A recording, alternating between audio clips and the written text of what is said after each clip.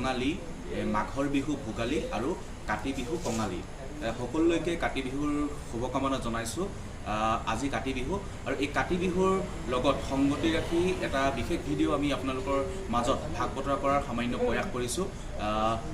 অসমীয়া নাৰীৰ এই বিহুৰ দিনটোত তেওঁলোকৰ যিটো ব্যস্ততা, এই ব্যস্ততাটো আমি আপোনালোকৰ মাজত দাঙি ধৰিবলৈ প্ৰয়াস কৰিছোঁ আৰু আমাক বিশেষভাৱে সহযোগিতা আগবঢ়াইছে চৰাইদেউ জিলাৰ এখন আগশাৰীৰ শিক্ষানুষ্ঠান সোণাৰী ছিনিয়ৰ ছেকেণ্ডাৰী স্কুলৰ প্ৰবক্তা পদ্মজা শইকীয়া ফুকন বাইদেৱে আমাক অলপ সহযোগিতা আগবঢ়াইছে।